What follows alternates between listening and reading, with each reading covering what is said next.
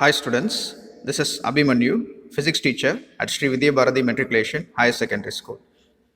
In this session, we'll be dealing with the numerical problems of Unit 6, which is ray optics. First problem, an object of 4 centimeter height is placed at 6 centimeter in front of a concave mirror of radius of curvature 24 centimeter. Find the position, height, magnification and nature of the image. Okay. Problem வந்துட்டு ஒரு concave mirror base பண்ண ஒரு problem. And concave mirror நாலே அதுக்கான sign conventions என்ன அப்படிங்கிறது நமக்கு தெரியும். We need to follow the sign conventions for a concave mirror while considering height or object distance or image distance or magnification etc. Okay. ஒரு concave mirror பற்றி தான் நம்ம இங்கே சுற்றி இந்த ப்ராப்ளமில் பார்க்க போகிறோம். அப்போது நீங்கள் concave mirror எடுத்துக்கிட்டிங்கனாலே இவங்க கொடுத்துருக்கிற வேல்யூஸ்லாம் சைன் கன்வென்ஷன்ஸ் படி எடுத்துக்கணும், ரைட்? அதுதான் இந்த கிவன் டாப்பிக்கில் நம்ம பார்ப்போம். ஓகே, ஸோ ஒரு concave mirror இருக்குது, அதுக்கு முன்னாடி ஒரு ஆப்ஜெக்டை பிளேஸ் பண்ணுறோம். அந்த ஆப்ஜெக்டோட ஹைட் வந்து 4 சென்டிமீட்டர். ஓகே, 4 சென்டிமீட்டர் அப்படின்னு கொடுத்துருக்கறனால அது பாசிட்டிவ்னு எடுத்துக்கிறோம். 6 centimetre in front of a concave mirror. அப்போ ஆப்ஜெக்ட் டிஸ்டன்ஸ் வந்துட்டு 6 சென்டிமீட்டர். சைன் கன்வென்ஷன் படி அது லெஃப்ட் சைடு இருக்கிறனால -6 அப்படின்னு சொல்லி நம்ம சொல்ல வேண்டியிருக்கும், right? And radius of curvature 24 சென்டிமீட்டர்னு கொடுத்துருக்குறான். ரேடியஸ் ஆஃப் கர்வேச்சரும் லெஃப்ட் சைடு தான் நம்ம மெஷர்மெண்ட் வரும். இதெல்லாம் சைன் கன்வென்ஷன்ஸில் ஏற்கனவே நம்ம பார்த்துருப்போம். So it is equal to -24 centimetre. Find the position அப்படிங்கிறப்ப எவ்வளோ டிஸ்டன்ஸ் அப்படின்னு தான் நம்ம மீன் பண்ணுறோம். இமேஜ் டிஸ்டன்ஸ் என்ன அப்படிங்கிறத கண்டுபிடிக்கணும். ஹைட் ஆஃப் தி இமேஜ் கண்டுபிடிக்கணும். மேக்னிஃபிகேஷன் எவ்வளவு அப்படின்னு கண்டுபிடிச்சிட்டு நேச்சர் ஆஃப் தி இமேஜ் என்னவா இருக்கும் அப்படிங்கிறத நம்ம சொல்ல வேண்டியிருக்கும். Okay, so sign conventions apply பண்ணிங்கன்னா நம்ம இந்த மாதிரி வேல்யூஸ் எடுத்துக்கலாம். Okay, right. இப்போ சொல்யூஷன் பார்ட்டிக்குள்ள போயிட்டோம் அப்படின்னா எனக்கு ரேடியஸ் ஆஃப் கர்வேச்சர் இருக்குது, ஃபோக்கல் லென்த்துக்கு ஒரு எக்ஸ்பிரஷன் வேணும். ஓகே, ஃபோக்கல் லென்த்துக்கு எக்ஸ்பிரஷன் என்ன அப்படின்னா f is equal to r/2. ஒரு concave மிரருக்கு f equal to r/2 நம்ம போட்டுக்கலாம். r வந்து எனக்கு -24 கொடுத்துருக்குறாங்க. அந்த வேல்யூ சப்ஸ்டியூட் பண்ணனா எனக்கு -12 சென்டிமீட்டர் அப்படிங்கிற வேல்யூ கிடைக்குது. Okay, right.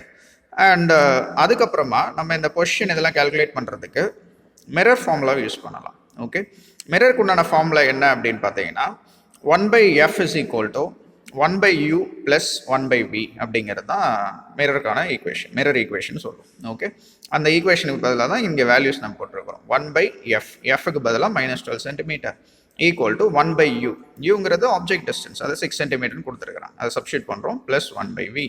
ஓகே, இப்போ நமக்கு v வேல்யூ தான் வேணும். அப்போ 1/v மட்டும் வச்சுட்டு மீதியை ரீஅரேஞ்ச் பண்ணோம்னா இப்படி ஒரு ஈக்குவேஷன் கிடைக்கும். அண்ட் ஃபைனலாக 1/v is equal to 1/12ங்கிறது வரதுனால v is equal to 12 centimetre. விங்கிறது என்ன? Image distance. அப்போ இமேஜ் வந்துட்டு +12 சென்டிமீட்டர்னு வருது. அப்போ என்ன அர்த்தம்னா மிரரோட ரைட் சைடில் ஃபார்ம் ஆகுது அப்படின்னு சொல்லி பார்க்குறோம்.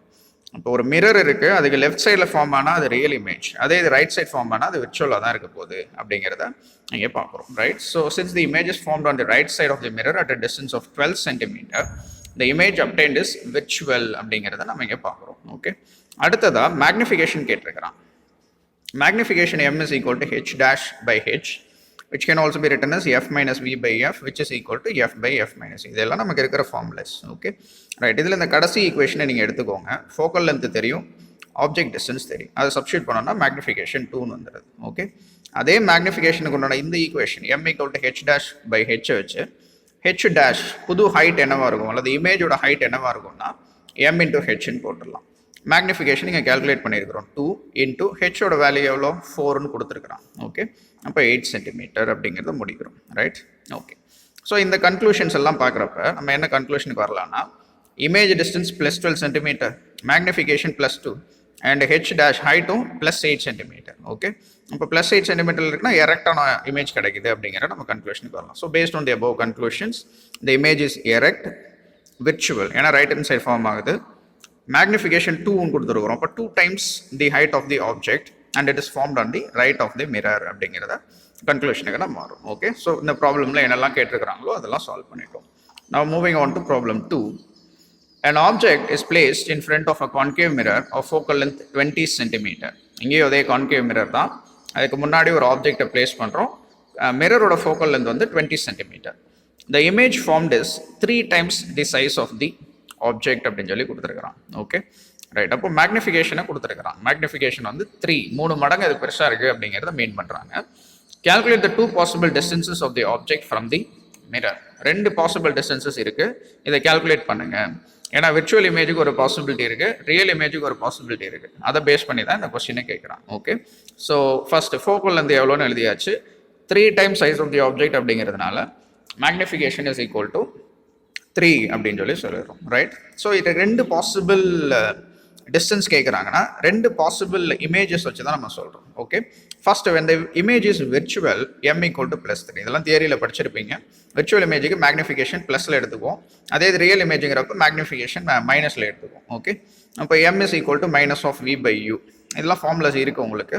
இப்போ இதிலிருந்து நம்ம வேல்யூஸை சப்ஸ்டியூட் பண்ணோம் அப்படின்னா -3u is equal to vன்னு வரும். அடுத்து mirror equation 1/f equal to 1/u + 1/v. அந்த ஈக்குவேஷனில் நம்ம நோன் வேல்யூஸ் எல்லாம் சப்ஸ்டியூட் பண்ணி சால்வ் பண்ணோம்னா யூவோட வேல்யூ -40/3 சென்டிமீட்டர் வரும். Okay, right. ஸோ இமேஜ் விர்ச்சுவலாக இருக்கிறப்ப மேக்னிஃபிகேஷன் +3ன்னு எடுத்துக்கிட்டோம்னா அங்கே ஆப்ஜெக்ட் டிஸ்டன்ஸ் வந்து -40/3 சென்டிமீட்டர் அப்படிங்கிறத பார்க்குறோம். ஓகே, இன்னொரு பாசிபிலிட்டி என்னன்னா when the image is real, இது விர்ச்சுவல் கிடையாது, ரியல்னு மாற்றிக்கோங்க, m equal to -3ன்னு வரும். இப்போ அந்த பாசிபிலிட்டிக்கு இதே ப்ரொசீஜரை நம்ம ரிப்பீட் பண்ணோம்னா நம்ம கிடைக்கிற value u is equal to -80/3 centimetre. Okay, so for the same magnification ரெண்டு பாசிபிள் லொகேஷன்ஸ் இருக்குது based on whether the image is real or virtual. அதை பேஸ் பண்ணி ரெண்டு லொகேஷன்ஸ் என்ன அப்படிங்கிறத இந்த ப்ராப்ளம் மூலமாக நம்ம கேல்குலேட் பண்ணியிருக்கிறோம். Okay, right. ஸோ மேக்னிஃபிகேஷனை வச்சு யூக்கும் விக்கும் ஒரு ரிலேஷன் கொண்டு வரோம். அடுத்து மிரர் ஈக்குவேஷனில் அந்த வேல்யூஸை சப்ஸ்டியூட் பண்ணோம்னா நம்ம யூக்கு ஒரு எக்ஸ்பிரஷனை டிரைவ் பண்ணிக்கலாம். Next, moving on to problem 3. A beam of light consisting of red, green and blue is incident on a right angle prism as shown in the figure. The refractive index of the material of the prism for the above red, green and blue colors are 1.39, 1.44 and 1.47 respectively. What are the colors suffer total internal reflection? Right. இது ஒரு interesting problem. என்ன அப்படின்னா, ஒரு prism எடுத்துக்கிறோம், right angle prism கொடுத்துருக்குறாங்க. அதில் ஒரு beam of light வந்து விழுகுது. பீம் ஆஃப் லைட் அப்படிங்கிறப்ப அதில் நிறைய வேவ்லென்ஸ் இருக்குது, நிறைய கலர்ஸ் இருக்குது. என்னெல்லாம் இருக்குன்னா ரெட், க்ரீன், ப்ளூ இருக்குது. இது ஒரு ரைட் ஆங்கிள் பிரிசமில் விழுகுது. ரைட் ஆங்கிள் பிரிசம் அப்படிங்கிறப்ப இது 90 டிகிரி, அப்போ இந்த ஆங்கிள்ஸ்லாம் 45 அப்படிங்கிறது இட்ஸ் ஆப்வியஸ். Okay, right. இந்த பிரிசமுடைய ரிஃப்ராக்டிவ் இண்டெக்ஸ் இந்த 3 கலருக்கு, அதாவது ரெட், க்ரீன், ப்ளூக்கு இந்த வேல்யூஸ் கொடுத்துருக்குறாங்க. ரெட் கலருக்கு இது ரிஃப்ராக்டிவ் இண்டெக்ஸ், க்ரீனுக்கு, ப்ளூக்கு இது மாறும், நம்ம ஏற்கனவே படிச்சிருக்கோம். ஓகே, இப்போ இதில் எந்தெந்த கலர்லாம் டோட்டல் இன்டர்னல் ரிஃப்ளெக்ஷன் அடையும் அப்படிங்கிறத கண்டுபிடிங்க அப்படின்னு சொல்லியிருக்கான். ஓகே, இப்போ இப்படி வந்து விழுகிற பீம் டோட்டல் இன்டர்னல் ரிஃப்ளெக்ஷன் நடந்தால் இப்படி உள்ளுக்குள்ளே வந்துடும், அதாவது பாட்டம் வழியாக வெளியில் வந்துடும். டோட்டல் இன்டர்னல் ரிஃப்ளெக்ஷன் நடக்கல அப்படின்னா இப்படி போயிடும், பெனிட்ரேட் ஆகி போயிடும். ஓகே, அப்போ இந்த ரெஃப்ராக்டிவ் இண்டிசஸை பேஸ் பண்ணி எந்தெந்த கலர்ஸ்லாம் டோட்டல் இன்டர்னல் ரிஃப்ளெக்ஷனுக்கு உண்டான கண்டிஷனை சாட்டிஸ்ஃபை பண்ணுது அப்படிங்கிறத பார்க்க போகிறோம். ஓகே, டோட்டல் இன்டர்னல் ரிஃப்ளெக்ஷன் எப்போ சார் நடக்கும் அப்படின்னா, இதான ஆங்கிள் ஆஃப் இன்சிடென்ஸ், இங்கே 45 டிகிரிங்கிறது தான் எல்லா டோட்டல் பீமுக்குமே angle of incidence. Angle of incidence when it is greater than the critical angle. Critical angle light வந்து டென்சர்லேருந்து ரேரர் மீடியம் போகிறப்ப ஆங்கிள் ஆஃப் இன்சிடென்ஸ் வந்து அந்த பர்டிகுலர் வேவ் லென்த்துக்கு கிரிட்டிக்கல் ஆங்கிளை விட அதிகமாக இருந்துச்சு அப்படின்னா டோட்டல் இன்டர்னல் ரிஃப்ளெக்ஷன் நடக்கும். Okay, right. அப்போ இங்கே எந்தெந்த கலருக்கெல்லாம் கிரிட்டிக்கல் ஆங்கிளை விட அதிகமாக இருக்குது இந்த ஆங்கிள் ஆஃப் இன்சிடென்ஸ், அதாவது 45 டிகிரி அப்படிங்கிறது அந்த ரெஃப்ராக்டிவ் இண்டெக்ஸ் உண்டான கலருக்கு கிரிட்டிக்கல் ஆங்கிளாக இருக்கணும். அது எப்படிங்கிறத பார்க்கணும். Okay, right. ஸோ சொல்யூஷன் பார்ட்டுக்குள்ள போயிடுறோம். The angle of incidence for all rays is 45 degree. எல்லா ரேஸ்க்குமே angle of incidence வந்து 45 degree தான். இப்போ டோட்டல் இன்டர்னல் ரிஃப்ளெக்ஷன் நடக்கணும்னா இந்த ஆங்கிள் வந்து கிரிட்டிக்கல் ஆங்கிளாக இருக்கணும். இப்போ ரெஃப்ராக்டிவ் இண்டெக்ஸுக்கும் கிரிட்டிக்கல் ஆங்கிளுக்கு என்ன ரிலேஷன் அப்படின்னா n is equal to 1/sin IC. இப்போ 45 டிகிரியை ஐசின்னு நம்ம போட்டோம் அப்படின்னா sin 45 1/√2 நமக்கு தெரியும். இது மேலே போகிறப்ப √2 which is 1.414. ஓகே, இப்போ இந்த 45 டிகிரி ஆங்கிளுக்கு ரெஃப்ராக்டிவ் இண்டெக்ஸ் எவ்வளோ இருக்குன்னா 1.414 இருக்குது. இது கிரிட்டிக்கல் ஆங்கிளுக்கு. அப்போ கிரிட்டிக்கல் ஆங்கிளை விட அதிகமாக இருக்கணும் அப்படின்னா நம்ம கன்சிடர் பண்ணுற லைட்டோடைய ரெஃப்ராக்டிவ் இண்டெக்ஸ், அந்த வேவ் லென்த்துக்கு உண்டான ரெஃப்ராக்டிவ் இண்டெக்ஸ் இந்த வேல்யூ விட அதிகமாக இருக்கும். Okay, right. இப்போ நம்ம கொடுத்துருக்கிற வேல்யூஸ் பாருங்கள், 1.39, 1.44, 1.47. ஓகே, இப்போ இது வந்துட்டு ரெஃப்ராக்டிவ் இண்டெக்ஸ் கம்மியாக இருக்குது, இப்போ கிரிட்டிக்கல் ஆங்கிளும் கம்மியாக இருக்கும். இது ரெண்டுக்கும் ரெஃப்ராக்டிவ் இண்டெக்ஸ் அதிகமாக இருக்குது, இப்போ கிரிட்டிக்கல் ஆங்கிள் விட அதிகமாக இருக்குது. ஓகே, அப்போ என்ன அர்த்தம் அப்படின்னா இந்த க்ரீன் அண்ட் ப்ளூ கலர் வந்துட்டு நமக்கு இன்டர்னல் ரிஃப்ளெக்ஷன் நடக்கும், மற்ற ரெட் கலர் வந்துட்டு பாஸ் ஆகி போயிடும் அப்படிங்கிற கன்க்ளூஷனுக்கு தான் நம்ம வரும். For red light mu is equal to 1.39 which is less than நம்ம கிடைச்ச வேல்யூ. ஓகே, இந்த மினிமம் வேல்யூக்கு விட அது கம்மியாக இருக்குது. அப்போ கிரிட்டிக்கல் ஆங்கிளும் 45 டிகிரியோட கம்மியாக இருக்கும். இது எப்படி சார் இந்த ஆங்கிளுக்கு உண்டான ரிலேஷன் என்னன்னா இங்கே சப்ஸ்டியூட் பண்ணி பார்த்தீங்கன்னா புரியும். இந்த ரெஃப்ராக்டிவ் இண்டெக்ஸ் கம்மியாக இருக்குன்னா இந்த வேல்யூட கிரிட்டிக்கல் ஆங்கிளும் 45 டிகிரியோட கம்மியாக இருக்குன்னு அர்த்தம் இந்த பர்டிகுலர் வேவ் லென்த்துக்கு. ஓகே, அப்போ ரெட் லைட் வந்துட்டு டோட்டல் இன்டர்னல் ரிஃப்ளெக்ஷன் ஆகாது. அதே இது க்ரீன் ப்ளூ எடுத்துக்கிட்டிங்கன்னா அதனுடைய ரெஃப்ராக்டிவ் இண்டெக்ஸஸ் வேல்யூ வந்து கொடுத்துருப்பான் 1.4447. அது நமக்கு அதிகமாக இருக்குது, நமக்கு கிடைச்ச வேல்யூவோட அதிகமாக இருக்குது. அப்போ கிரிட்டிக்கல் ஆங்கிள் 45 டிகிரியோட அதிகமாக இருக்கும் அந்த வேவ் லென்ஸுக்கு. ஓகே, அப்போ they get internally reflected and emerge from the surface at the bottom அப்படிங்கிறத கொடுத்துருப்பான். ஓகே, அப்போது இந்த ரைட் ஆங்கிள் ப்ரிசமில் 3 கலரில் 2 கலர் ரெஃப்ராக்டிவ் இண்டெக்ஸ் எது அதிகமாக இருக்கோ இந்த பர்டிகுலர் ஆங்கிள் ஆஃப் இன்சிடென்ஸ்க்கு அந்த கலர்ஸ் எல்லாமே உங்களுக்கு டோட்டல் இன்டர்னல் ரிஃப்ளெக்ஷன் அதிகமாக இருக்குது. சாரி, டோட்டல் இன்டர்னல் ரிஃப்ளெக்ஷன் ஆகிடுது. எதுக்கு வந்துட்டு ரெஃப்ராக்டிவ் இண்டெக்ஸ் கம்மியாக இருக்கும், அது கிரிட்டிக்கல் ஆங்கிள் போதுமானதாக இல்லை, அப்போ அது இன்டர்னல் ரிஃப்ளெக்ஷன் நடக்காது அப்படிங்கிறத பார்த்து முடிக்கிறோம். And problem number 4. An object is placed at a certain distance from a convex lens of focal length 20 cm. Find the distance of the object if the image obtained is magnified 4 times. Okay. Right. ஒரு convex லென்ஸுக்கு போயிடுறாங்க. Right, இப்போ lens அப்படின்னாலே அதுக்கு உண்டான sign கன்வென்ஷன்ஸை நம்ம apply பண்ணிக்கணும். Okay, அதனுடைய focal length வந்து 20 சென்டிமீட்டர்னு கொடுத்துருக்குறாங்க. டிஸ்டன்ஸ் ஆஃப் தி ஆப்ஜெக்ட் எவ்வளோன்னு கேட்குறாங்க. அதாவது ஆப்ஜெக்ட் டிஸ்டன்ஸ் யூ வந்து எவ்வளோ அப்படிங்கிறத கண்டுபிடிக்கணும். If the image update is magnified 4 times, magnification வந்து 4 மடங்கு இருக்கிறப்ப நம்ம எவ்வளோ அப்படிங்கிறத கண்டுபிடிக்க போகிறோம். ஓகே, ஸோ ஃபோக்கல் லென்த் கொடுத்துருக்காங்க, மேக்னிஃபிகேஷன் கொடுத்துருக்காங்க. M is equal to V by U for a convex lens. அப்போது M வந்து 4 அப்படிங்கிறதுனால 4U is equal to V அப்படின்னு சொல்லி இந்த ஈக்குவேஷன் மாடிஃபை ஆகிடும். ஓகே, அடுத்ததாக லென்ஸ் ஈக்குவேஷன் இருக்குது நமக்கு. 1/F is equal to 1/V minus 1/U அப்படின்னு சொல்லி ஒரு ரிலேஷன் இருக்குது. Vக்கு பதிலாக 4U நீங்கள் சப்ஸ்டியூட் பண்ணிங்கன்னா நம்ம இதை சால்வ் பண்ணி பார்க்குறப்ப 1/F is equal to so much of value அப்படின்னு சொல்லி வந்துடுது. இதை சால்வ் பண்ணோம்னா 4U is equal to -3 × 20 அப்படிங்கிற ஒரு எக்ஸ்பிரஷன் வருது. 3 × Fன்னு வரும். F வந்து உங்களுக்கு 20 சென்டிமீட்டர் கொடுத்துருக்காங்கல்ல, அதனால அந்த வேல்யூ சப்ஸ்டியூட் பண்ணிடும். ஓகே, இப்போ இதை சால்வ் பண்ணோம் அப்படின்னா 4U is equal to இந்த வேல்யூ சால்வ் பண்ணோம்னா U is equal to -15 centimetre அப்படின்னு சொல்லி வந்துடுது. ஓகே, அப்போ ஆப்ஜெக்ட் டிஸ்டன்ஸ் U வந்து எவ்வளோ அப்படிங்கிறத நம்ம ஈஸியாக கால்குலேட் பண்ணிடலாம். Next 5th problem. Obtain the lens maker's formula for a lens of refractive index N2 which is separating two media of refractive indices N1 and N3 on the left and right respectively. Okay, right. இது வந்துட்டு lens makers formula நம்ம உள்ள தியரியிலே படிச்சிருப்பீங்க. ஒரு பெரிய question, பெரிய derivation ஒன்று இருக்கும். ரைட், அந்த லென்ஸ் மேக்கர்ஸ் ஃபார்முலாவை அதில் இருக்கிற ஈக்குவேஷன்ஸை தான் அப்படியே நம்ம யூஸ் பண்ணிக்க போகிறோம். அந்த கான்செப்ட் எடுத்து வச்சு பார்த்தீங்கன்னா உங்களுக்கு புரியும். ரைட், அங்கே என்ன சார் டிஃப்ரென்ஸ் அப்படின்னா, இந்த ப்ராப்ளம்க்கு அந்த ப்ராப்ளம்க்கு என்ன டிஃப்ரென்ஸ் அப்படின்னா, of refractive index N2 which is separating two media of refractive indexes N1 and N3. நம்ம லென்ஸ் மேக்கர்ஸ் ஃபார்முலா நார்மலாக டிரைவ் பண்ணுறப்ப லென்ஸை வந்துட்டு N2ன்னு வச்சுக்குவோம். 2 பக்கமும் யார் இருக்கிறதா அசியூம் பண்ணிக்குவோம், N1 N1ன்னு 2 பக்கமும் ஒரே மீடியம் இருக்கிறதா அசியூம் பண்ணிக்குவோம். ஆனால் இங்கே அப்படி இல்லை. இந்த கேஸில் லென்ஸ் வந்து N2 அதனுடைய ரெஃப்ராக்டிவ் இண்டெக்ஸ்னா, இந்த லெஃப்ட் ஹேண்ட் சைடில் வந்துட்டு refractive index N1, right hand சைடில் refractive index N3. Refractive index மாறுது அப்படின்னு சொல்லி கொடுத்துருக்குறான். ஓகே, அப்போ அந்த சேஞ்சை நம்ம இந்த லென்ஸ் மேக்கர்ஸ் ஃபார்முலாவுக்கு உண்டான ஈக்குவேஷன்ஸில் இன்கார்பரேட் பண்ணணும். Okay, so for refractive surface 1 பொறுத்தவரை பிரச்சனை இல்லை. அங்கே என்ன ஈக்குவேஷனோ அதே ஈக்குவேஷனை கொண்டு வந்துடலாம். N2/V' minus N1/U equal to N2 minus N1/R1. இது எப்படி வந்துச்சு அப்படின்னா தியரியில் இருக்குது. ஓகே, அங்கே இருந்தால் அப்படியே நீங்கள் கொண்டு வந்துடலாம். ரைட், இப்போ ரெஃப்ராக்டிவ் சர்ஃபேஸ் 2 எடுத்துக்கிட்டீங்க அப்படின்னா அதே ஈக்குவேஷனை நம்ம கொண்டு வர முடியாது. ஏன்னா இங்கே N1 இருக்க வேண்டிய இடத்துல இப்போ N3 வந்துருச்சு. ஓகே, அதை ரீப்ளேஸ் பண்ணோம். இப்போ N3/V minus N2/V' is equal to N3 minus N2/R2 அப்படின்னு சொல்லி நம்ம ஈக்குவேஷன் கொண்டு வந்துடுவோம்.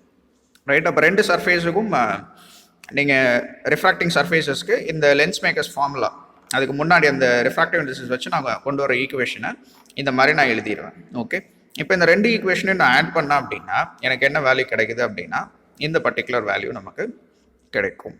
ஓகே, அண்ட் புக் ஆன்சரோட இது மேட்ச் ஆகாது. புக்கில் வந்துட்டு கொஞ்சம் மிஸ்டேக்ஸ் இருக்குது, இதை கரெக்ட் பண்ணிக்குவோம். இந்த ஆன்சர் உங்களுக்கு மேட்சிங்காக இருக்கும். Problem number 6. A thin converging glass lens made of glass with refractive index 1.5 has a power of +5 diopter. When this lens is immersed in a liquid of refractive index N, it acts as a divergent lens of focal length 100 cm. What must be the value of N அப்படின்னு சொல்லி கொடுத்துருக்குறான். Okay, ஒரு converging class lens எடுத்துக்கிறோம். அதனுடைய refractive index 1.5, power வந்துட்டு +5 dioptre, ஏன்னா converging lens, converge பண்ணுற லென்ஸுக்கு power positive. இப்போ இதே செட்டப், இதே அரேஞ்ச்மெண்ட்டை ரிஃப்ராக்டிவ் இண்டெக்ஸ் n உள்ள ஒரு லிக்விடுக்குள்ளே நம்ம இம்மர்ஸ் பண்ணுறப்ப என்ன ஆகுது அப்படின்னா, அதனுடைய கன்வர்ஜிங் ப்ராப்பர்ட்டி மாறி அது டைவர்ஜென்ட் லென்ஸாக மாறிடுது. அந்த டைவர்ஜென்ட் லென்ஸுடைய ஃபோக்கல் லென்த் வந்து 100 சென்டிமீட்டர், ரைட்? ஸோ ஏர் மீடியமில் இருக்கிறப்ப கன்வர்ஜிங் லென்ஸாக இருந்தது. அதே ஒரு liquid medium, refractive index n உள்ள ஒரு லிக்விட் மீடியமில் கொண்டு வர்றப்ப அது வந்துட்டு ஒரு டைவர்ஜென்ட் லென்ஸாக மாறிடுது, whose focal length is 100 centimetre, right? So what must be the value of n கேட்குறான். இந்த ரிஃப்ராக்டிவ் இண்டெக்ஸ் வேல்யூ என்னவா இருக்கும் கண்டுபிடிங்க அப்படின்னு சொல்லி சொல்கிறான். Okay, right. ஸோ ரெஃப்ராக்டிவ் இண்டெக்ஸ்னால ஜென்ரலாக ஒரு மீடியம்க்குங்கிறப்ப n2ன்னு எடுத்துக்குவோம். ஏர் மீடியம்னா அந்த n1 which is equal to 1 அப்படிங்கிற மாதிரி நம்ம அசீம் பண்ணிக்குவோம். Power is equal to 1/f நமக்கு தெரியும், பவர் வேல்யூ தான் கொடுத்துருக்குறாங்க, +5 டயாப்டர். இது வந்து கன்வர்ஜிங் லென்ஸுக்கு. அதே இது டைவர்ஜிங் லென்ஸ் அப்படின்னு எடுத்துக்கிறப்ப ஃபோக்கல் லென்த் வந்து 100 சென்டிமீட்டர்னு கொடுத்துருக்குறாங்க. சாரி, டைவர்ஜென்ட் லென்ஸுக்கு சைன் கன்வென்ஷன் படி f is equal to -1 எடுத்துக்க வேண்டியிருக்கு. கன்வர்ஜிங் லென்ஸுக்கு ஃபோக்கல் லென்த்தை பாசிட்டிவ்னு எடுத்துக்குவீங்க. அதே இது டைவர்ஜிங் லென்ஸுக்கு ஃபோக்கல் லென்த்தை சைன் கன்வென்ஷன் படி -100 நான் போட வேண்டியிருக்கும். -100 சென்டிமீட்டர் அப்படிங்கிறது -1 மீட்டர். n1 வந்து nன்னு வச்சுக்கலாம், அது அதனுடைய வேல்யூ என்ன அப்படிங்கிறது. ஃபர்ஸ்ட் கேஸில் ஏர் மீடியம், அதனால அது 1ன்னு எடுத்துக்கலாம். செகண்ட் கேஸில் தான் n1 ஈக்குவல் டு n அப்படின்னு சொல்லி நம்ம அசீம் பண்ணிக்க போகிறோம். Okay, right. இந்த ஃபார்முலா இருக்குது, lens makers formula, 1/f is equal to n2/n1 -1 into 1/r1 minus 1/r2 அப்படின்னு சொல்லிட்டு இருக்கு. ஃபர்ஸ்ட் கேஸ் இந்த கன்வர்ஜிங் லென்ஸுக்கு நம்ம அப்ளை பண்ணலாம். ஓகே, 1/f தான் பவர் 5 கொடுத்துருக்குறான். Okay, it is equal to n2 ஓட வேல்யூங்கிறது இதனுடைய ரிஃப்ராக்டிவ் இண்டெக்ஸ் 1.5 பை n1 வந்து இங்கே ஏர் மீடியம் தானே, அதை 1ன்னு அசீம் பண்ணிக்கலாம். ஸோ 1.5 -1 1/r1 minus 1/r2 இப்படி போட்டிங்கன்னா ஒரு ஈக்குவேஷன் உங்களுக்கு கிடைக்கும். ஓகே, அடுத்து டைவர்ஜிங் லென்ஸுக்கு நம்ம ஒரு ஈக்குவேஷன் கொண்டு வரோம், ரைட்? டைவர்ஜிங் லென்ஸ் அப்படிங்கிறப்ப இங்கே ஃபோக்கல் லென்த் வந்து -1. Okay, right. அப்போ -1 சப்ஸ்டியூட் பண்ணிங்கன்னா 1/fக்கு பதிலாக 1/-1 போட்டிங்கனாலும் -1 தான். It is equal to 1.5. n2ஓட வேல்யூ 1.5 தான். n மட்டும் இப்போ மாறிடுது எனக்கு. n1 வந்து வேற ஏதோ ஒரு ரிஃப்ராக்டிவ் இண்டெக்ஸ், ஜஸ்ட் n மாறிடுது. Okay, -1 into 1/r1 minus 1/r2 வந்துடும். ஓகே, இதை ரீஅரேஞ்ச் பண்ணோம்னா 1.5 minus n/n into so much அப்படின்னு சொல்லி ஒரு ஈக்குவேஷன் கிடைக்குது. இப்போ இந்த ரெண்டு ஈக்குவேஷனும் டிவைட் பண்ணிங்கன்னா 2/1 நம்ம டிவைட் பண்ணி காமன் பேராமீட்டர்ஸ்லாம் கேன்சல் பண்ணோம் அப்படின்னா இப்படி ஒரு ஈக்குவேஷன் நம்ம அரைவ் பண்ணலாம். இப்போ இதிலிருந்து நம்ம என்னோட வேல்யூ என்ன அப்படிங்கிறத ஜஸ்ட் ரீஅரேஞ்ச் பண்ணி கண்டுபிடிச்சிடலாம். இப்போ என்னோட வேல்யூ என்னவா இருக்குன்னா 5/3 அப்படிங்கிற வேல்யூவை நம்ம அட்டைன் பண்ணுறோம். ஓகே, ஸோ இந்த ஃபார்முலா யூஸ் பண்ணி அந்த ரெண்டு செட் கன்வர்ஜிங் லென்ஸுக்கும் டைவர்ஜிங் லென்ஸுக்கும் இண்டிவிஜுவலாக ஈக்குவேஷன்ஸ் எழுதி அதை டிவைட் பண்ணோம் அப்படின்னா நமக்கு இந்த ஃபைனல் ஆன்சர் கிடைக்குது.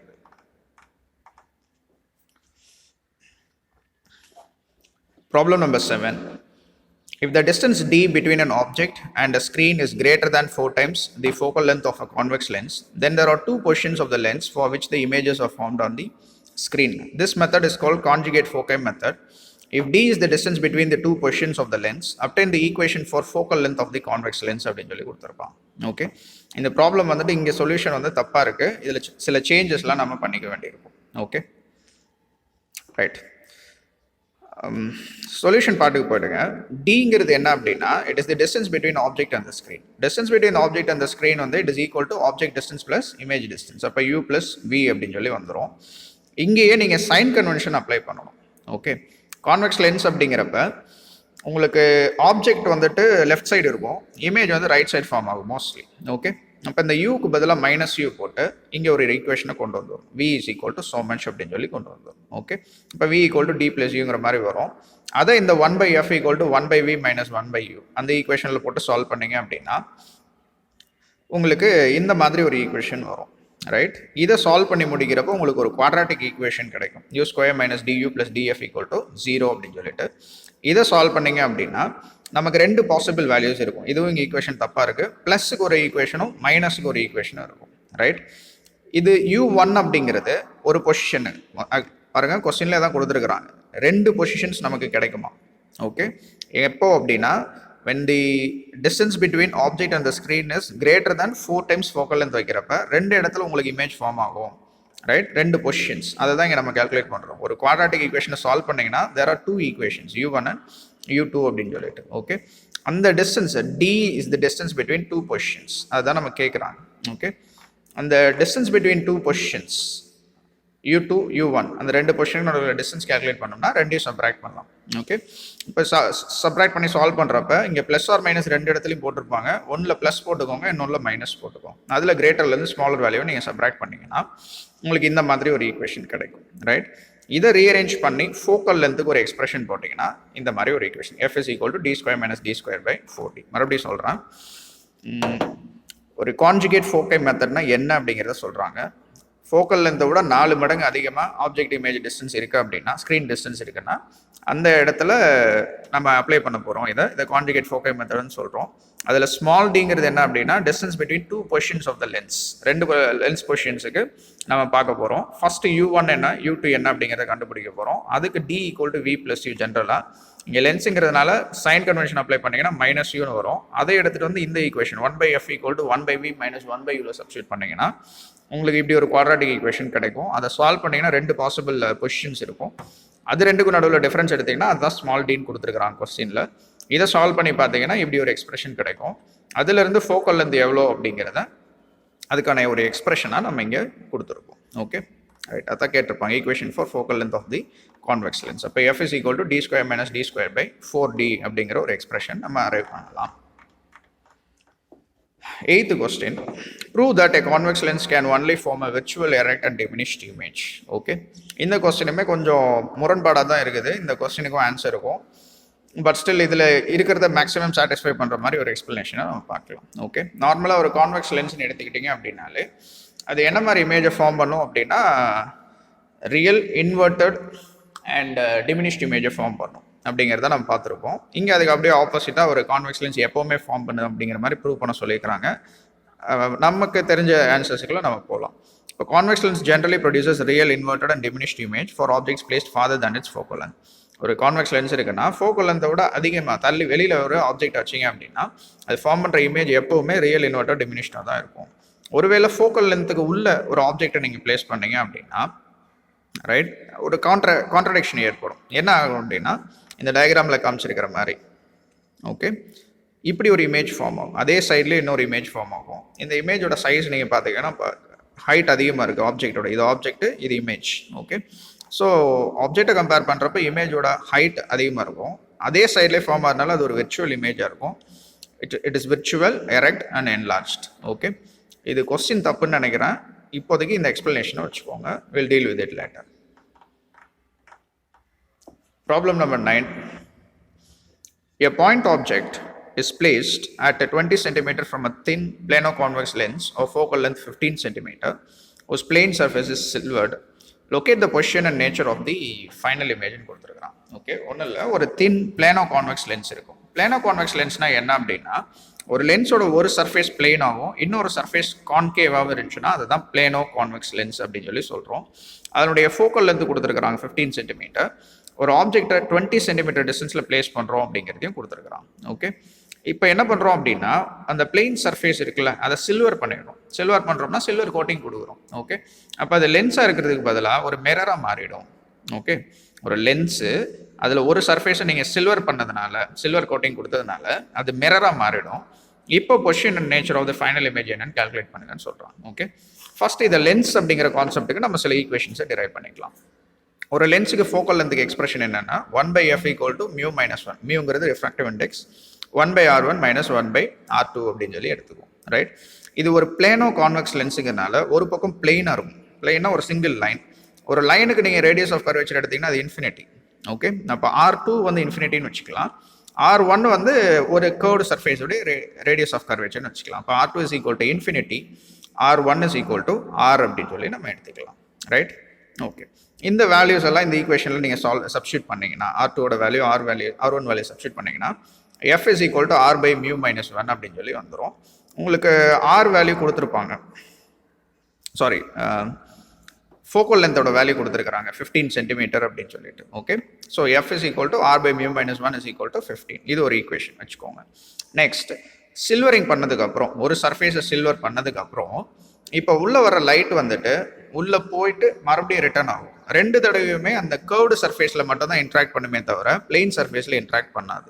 ரைட், அப்போ ஒரு மிரரை பொறுத்த வரையும் ரேடியஸ் ஆஃப் கர்வேச்சர் எடுத்துக்கிட்டிங்கன்னா உள்ளே போகிறப்ப ரேடியஸ் ஆஃப் கர்வேச்சர் R1 Rன்னு வச்சுக்கிட்டோம்னா வெளில வர்றப்ப லைட் வெளியில் வர்றப்ப அங்கேயும் அதே கர்வேச்சரை தான் அது ஃபேஸ் பண்ணுது.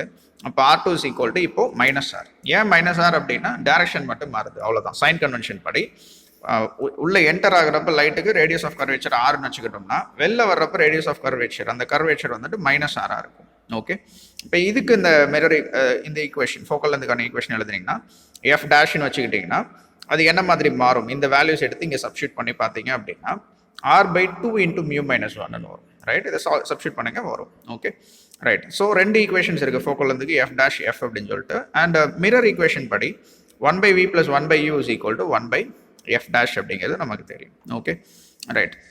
யூங்கிறது distance of the object from the mirror, விங்கிறது distance of the image from the mirror. Focal length values கொடுத்துருக்குறாங்க. யூ வந்துட்டு -20 நம்ம எடுத்து இதில் சால்வ் பண்ணோம்னா இமேஜ் டிஸ்டன்ஸ் வி வந்து -12 சென்டிமீட்டர் அப்படின்னு சொல்லி கிடைக்குது நமக்கு வேல்யூ. ஓகே, அதுதான் கேட்டிருக்கிறான். Position and nature of the final image என்னவா இருக்கும் அப்படிங்கிறது தான் கேட்டிருக்கிறான். அப்போ வி வந்து -12 சென்டிமீட்டர். அப்போ இதுலேருந்து என்ன தெரியுதுன்னா மைனஸ் சைன் என்ன சொல்லுதுன்னா லெஃப்ட் சைட் ஆஃப் த சிஸ்டமில் அந்த இது மிரர் தானே, அப்போ லெஃப்ட் சைடில் உங்களுக்கு இமேஜ் ஃபார்ம் ஆகுது அப்படிங்கிறத நம்ம இதுலேருந்து தெரிஞ்சுக்கலாம். Okay right. ஸோ பேசிக்கலாக இந்த ஈக்குவேஷன் யூஸ் பண்ணுறோம்.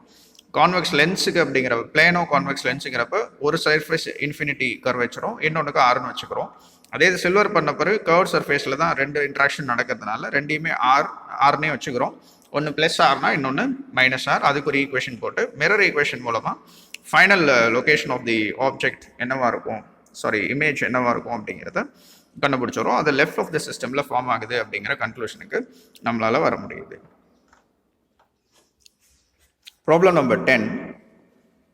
Find the ratio of the intensities of lights with wavelengths 500 nanometer and 300 nanometer which undergo Rayleigh scattering. Right? There are two wavelengths 500 and 300 nanometer இருக்கு. Rayleigh scattering undergo பண்ணது. Rayleigh scattering condition என்ன அப்படிங்கிறதுலாம் நீங்கள் பார்த்துருப்பீங்க ஏற்கனவே. Right, அதில் இன்டென்சிட்டிக்கும் வேவ்லென்த்துக்கு என்ன ரிலேஷன்னா intensity is proportional to 1/λ/4 அப்படிங்கிறது நம்ம ஏற்கனவே தியரியில் இருக்குது. ரைட், ஸோ இங்கே என்ன கொடுத்துருக்காங்கன்னா வேவ்லென்த் கொடுத்துட்டாங்க, இன்டென்சிட்டிக்கு ரேஷியோ கண்டுபிடிங்கன்னு சொல்கிறோம். ஓகே, இப்போ இங்கே சப்ஸ்கிரிப்ட் போட்டிங்கன்னா I1னா λ1 போட்டுக்குவீங்க, I2னா λ2 போட்டுக்குவோம். I1/I2 ஒரு ரேஷியோ எடுத்திங்கன்னா இது ரெசிப்ரோக்கல் இருக்கிறதுனால மேலே போயிடும். அப்போ λ2/4/λ1/4 வரும். இப்போ λ2/λ1 the whole power 4.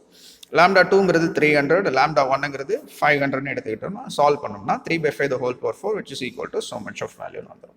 இப்போ இதிலிருந்து ரேஷியோ ஆஃப் இன்டென்சிட்டிஸ் ஆஃப் வேவ்லென்த்ஸ் என்னவா இருக்கும் அப்படின்னா இந்த வேவ்லென்த்துக்கு உண்டான intensity ratio I1:I2 is equal to 81:625 அப்படின்னு சொல்லி வந்து முடியுது. Okay, and that's the end of this session, my dear students. If you have any further doubts, please feel free to contact your respective teachers. Thank you.